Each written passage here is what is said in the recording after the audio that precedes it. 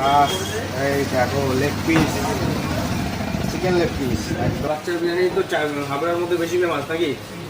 প্রথম কাছে কীরকম লাগলো একটু বলো। ভালো, কোয়ালিটি খারাপ না, ভালো নাকি? বন্ধু দেখতে পাচ্ছে যে বাচ্চার বিরিয়ানিতে বাচ্চা ভাই ঘি ডালছে। দেখো কতখানি ঘি দেওয়া হচ্ছে। ওই বাবা বাবা, এই দেখো এটা কোথাকার ঘি ভাই?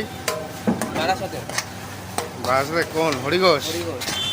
আচ্ছা, দেখলাম বাচ্চা ভাই আমেরিকান দাদা বুলেট কিনলো, তুমিও কিনলে? ওটা বিষয় না, তার দেখাতেই কিনেছিলাম না, আমার শখ ছিল কেনা। তারপর আমার নিজের স্কুটিটা অ্যাক্সিডেন্ট হয়েছে। হ্যাঁ, সব বন্ধু তো বাইক ধার করে নিয়ে গত 20-25 দিন ধরে চলছিল। আচ্ছা, তারপর মা একটা কিনে দিল আমার।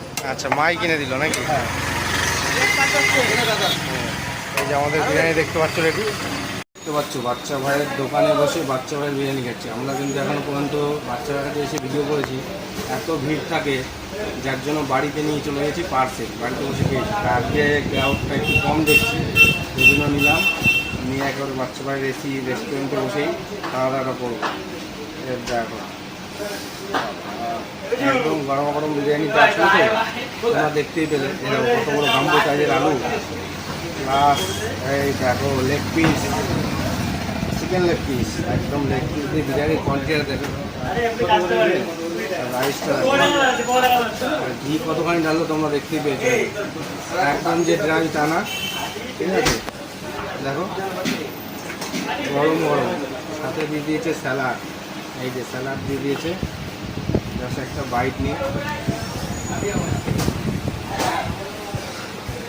মানে হাবড়ার বুকে বোধহয় বাচ্চার বিরিয়ানি সবচেয়ে বেশি ফেমাস, সবাই খেয়ে স্যাটিসফাই। কি দাদা ঠিক তো? দাদা কিন্তু দেখা, দাদা বাচ্চার বিরিয়ানি তো হাবড়ার মধ্যে বেশি ফেমাস নাকি? প্রথম কাছে কীরকম লাগলো একটু বলো। ভালো, কোয়ালিটি খারাপ না, ভালো নাকি? অনেক জায়গায় তো খেয়েছো বিরিয়ানি, মানে হাবড়ার মধ্যে তো অনেক দোকানে নিশ্চয়ই খেয়েছো, সেই জায়গায় আমি বাচ্চার বিরিয়ানি মানে কীরকম লাগছে? মানে মোটামুটি ভালো নাকি? যে খাওয়া যায়, যে একটা ফ্যামিলি নিয়ে, যেহেতু ফ্যামিলি রেস্টুরেন্ট করেছে, মোটামুটি খাওয়া যায় না? ভালোই খাওয়া যায়। আচ্ছা, ভালোই খায়। কারণ ফ্যামিলি নিয়ে ধরো কোনো দিন কোনো অনুষ্ঠান পারপাস হোক, বাড়িতে কোনো কারো জন্মদিন হোক, চলো বাচ্চার ভাই বিরিয়ানির দোকানে গিয়ে পরিবার নিয়ে খেয়ে আসে, সেরকম খাওয়া যায় তাই তো? আচ্ছা, ভিড়ের জন্য হয়তো আসুনি সেরকম, আজকে ফাঁকা দেখবে সেই হিসাবে তুমি একদিন করে।